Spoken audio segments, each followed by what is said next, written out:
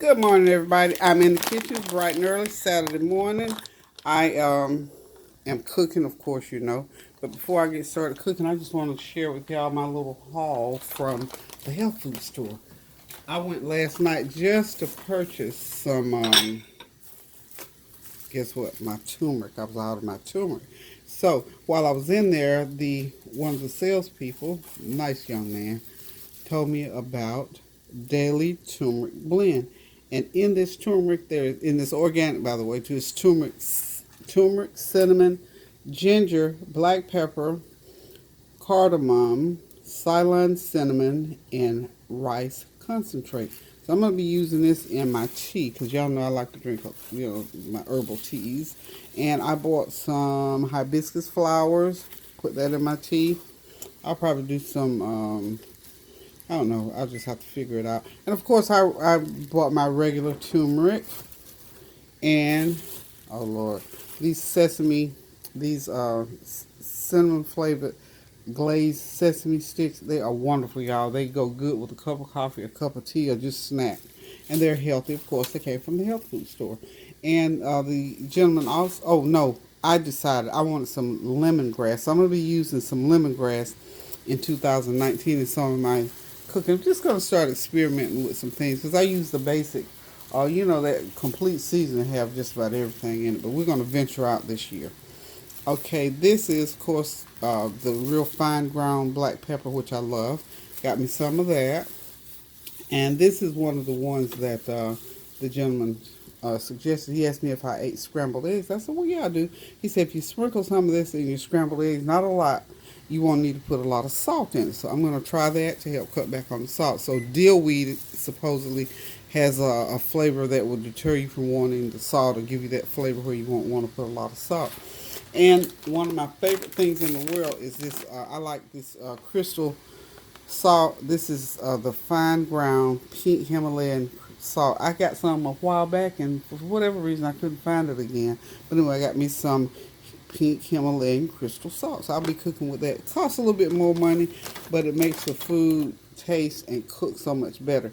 Now, the main reason why I'm in the kitchen this morning is that I have got to cook green beans for 100 people. I started videoing and something went wrong, so I had to start over. So I don't have the very beginning of this video, but I'll show you the bags they came in. So if you ever want to purchase these green beans, they come in 5 pound bags, and inside that 5 pound bag, they're in individual 1 pound little bags. So I'm going to show you that bag. So if you go to Sam's Club, you'll know how to look for them. So now, so far, I've got 10 pounds of beans done. I'm going to end up with 3 of these big pans like this, and this is supposed to help to feed 100 to 125 people, I believe it is. So anyway, Barbara's cousin passed away, and I'm helping her to prepare for a repast for him. So y'all keep that family, the Sweeney and the Rice family. Please keep them in prayer on today as they go through this, as they walk this journey. So anyway, we all have to go that way sometimes or other. So we just need to keep each other in prayer anyway. So that we are strengthened by that. We people go through so many things, sometimes seen and unseen, known and unknown. But death is certainly one of those difficult things. Her cousin had 2 small children and a wife and an older daughter. 3 older daughters. So keep those children lifted in prayer that they will be strengthened and that God will fill that void where their father is missing. My God, I tell you, death is hard. I don't care when it comes, who it comes to, or how it comes. Death is hard.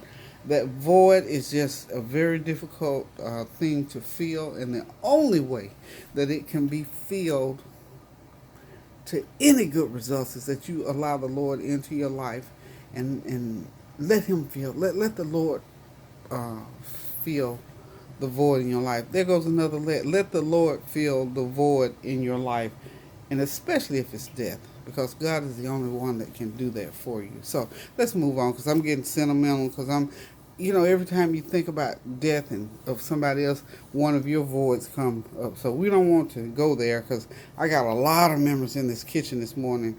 Okay, all right, let's move on. I am going to, oh yeah, and carrots are going to be a part of this, these green beans. I have already cooked 9 pounds of carrots. I'm sort of letting them sit over there in the juices and sort of simmer a little bit. And I've got the other 10 pounds of green beans over here on the stove cooking. So remember, y'all, when you're cooking in bulk like this now, I've got 10 pounds of green beans, and you can see this is a big old pan here. So I've got this water seasoned with complete seasoning, some of that pink Himalayan salt, and I cut up an onion and put in there, and I'm just letting it cook for about 10 minutes. And after that 10 minutes, we'll take them out of the pan and put them in the serving pans, and I've got to get them out to the church. So these have been cooking a good 5 minutes. I'm going to go ahead and lower the heat because they're boiling now. They're doing well now. So I think everything is... And in a few minutes, I'll be taking them out to the church. Then, of course, I have to come back and prepare myself to go to the services. And then the repast is later on this afternoon. So, again, please keep my friend Barb and her family in prayer on today and throughout the year, because, you know, again, death is something else. I mean, because death is final. He's not coming back, but he was a martial artist, very avid. In fact, he was a sensei. He was an avid martial artist, and well respected from here all through North Carolina, D.C., all the way out to California. And his children are following in his footsteps. They're very good. In fact, my grandson Dexter studied under Barris when he had his studio here in Goldsboro. So a fine young man who will be dearly missed by family and friends all the way, like I say, well, from New York all the way across the country to Los Angeles. Okay, so these beans are almost ready. I'm going to be getting them out of the pan. And I've got to mix the beans and the carrots. And I'm making a little bit of, well, you know me, I got to have the extra flavor. Over here on the burner, I'm mixing some, I'm going to do some butter and some complete seasoning and a little black pepper. And I'm just going to, once I get these beans and carrots all mixed up here together in the pan, I'm going to go ahead and, excuse me, I'm going to pour that butter mixture over these beans. So I've got like 3 sticks of butter to go in here, and probably about 4 or 5 cups of water. So for this water here, I've used some of the water out of there, of course, too. Excuse me. Just remember, when you're cooking in bulk like this, and I know most of you probably won't be, and if you do cook like this, you already know how to do this. So this is just for those of us who may have a family reunion, and you're going to have a 100 people, and this, I'm sure it's going to feed more than 100 people. But anyway, this just gives you an idea of what you have to do and how you have to prepare when you're cooking food in bulk. Okay, so I've turned this heat off from under these beans now because I'm sure they're ready. They're as ready as they need to be. And I'm going to have this ready to go here shortly. So what I'm going to do is I'm going to tune out for a minute and get these carrots going into the beans, get the rest of these beans taken up and put into, I got one more pan to fill. We're going to end up like those big pans I just showed you, 3 pans of those beans, so hold on. Yeah, before I leave you, this is what those green beans look like. They're whole green beans. They're Members Mark. And this is a 5-pound bag, and inside the bag there are 5 16-ounce bags. So if you want to, you know, they come in little 1-pound bags just like that. So if you don't want to do it one at a time, you leave the rest of them sealed up and throw them in, you know, the bulk back into the freezer. So I'll be right back.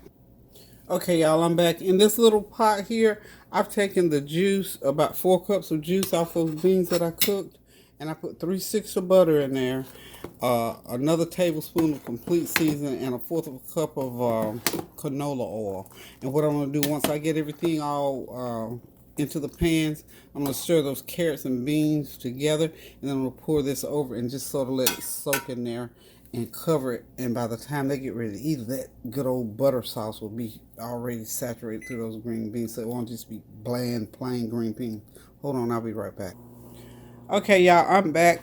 This is about to be wrapped up, literally. Remember the green beans, the carrots? I got them all mixed. I poured that butter sauce over them. Then, by all means, when you do this, when you cook them, but once you cook them and everything is done, let them cool down. Unless you're going to serve them right away, let it cool down before you put the foil or whatever you're going to cover them with. Because if you don't, they will continue to cook because of the heat from the vegetables themselves. So vegetables can cool down pretty quickly. So, got my green beans and my carrots all done. I'm ready to go out to the church. I'm getting ready to cover them with some aluminum foil. Again, I just wanted to chime in with y'all this beautiful, wonderful Saturday morning. It looks like a spring Saturday morning, but it's not. It's almost winter time. And also, make sure you put enough foil so you can wrap them nice and tight. Especially when you got to, take them out and deliver them. You want to get them wrapped up real nice and tight, y'all. This is what I'm doing. And look, if you do a lot of cooking, go to Sam's Club or somewhere, kitchen supply place, and buy you one of those big 500 rolls. I'm telling you, this foil, now that I'm, through my real heavy cooking for the holidays, this foil will last me throughout the year, and I won't even have to keep running back to the store buying those little $3 boxes of foil. So if you do a lot of cooking, go ahead and invest in a nice big 500 roll. It only costs about $12, $14, and it will save you, and it's convenient. I'm planning on getting me a big box of the film as well. I don't have to have the cook film, but I have to have the foil. I decided I have to have this aluminum foil because it does, so many good things. So, one of these days I'm going to figure out where I can put me a roll of film, and I'm going to get me a roll of film. Probably had too much on that one. But anyway, I'm just wrapping these up and wanted to come back and just chat with you a little bit, y'all. I got my kitchen cleaned back up, so it took me to do these beans for about 100 to 125 people. It has taken me about a good hour and a half, so it's not a long drawn out process. And you figure now, unless you doing a repast or something like that, or you got a restaurant, or if you're doing helping to do a family reunion, now you know how to do your green beans and carrots. And you know how many you have to have for about 100, 150 people. And this way even feed 150. This depends on how many they serve per person. So you can control that. So as I said, invest in what you need to cook in bulk and just regular cooking. One pan like this will probably feed 40, 50 people. So you figure if you buy about 5 pounds of the green beans, you got enough. And the carrots, they really taste good. I've never really cooked them like this per se. This is the way Barb wanted them cooked. So this is the way I'm doing what she asked. When people ask you to do stuff, please do it the way they ask you to do it. Just let it happen. Y'all remember our catchphrase for this year is let it happen. So now, 3 beautiful pans of green beans and carrots getting ready to go out to the church for Barris's repast. It is now 11:35. I started out I think I started at 9:30. So I'm done. In 2 hours, got the cooking done, got them ready to go out the door to put in my car and take out to the church at 12. I have cleaned my kitchen up for the most part. Still got to do the floor, so I got to go back through and, honey, I got this stuff cleaned back up. There's no way I could walk back in here to a dirty kitchen. So, anywho, y'all, I want y'all to see something. Still got my Christmas decorations going on, y'all. I got one friend that has been gone since, 2 weeks before Christmas. She loves my Christmas decoration, so we're going to have a little Christmas party for her probably maybe about the 9th or 10th of January. What can I say? I love her that much to leave this stuff up, and I love to look at it. So, you see, I still got food and stuff over here ready to go. So when she comes, and of course tomorrow I'll be back in here for Sunday dinner. So you will see the decorations still up for Sunday dinner because my friend is gonna come over and eat, and she needs the decorations going on, y'all. Okay, listen, y'all keep those prayers going up, please, please, please, so the blessings will continue to come down.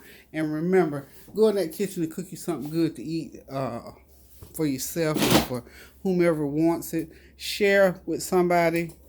Let life happen, y'all. Let go and let God. Let your light shine so that somebody can see the Jesus in you.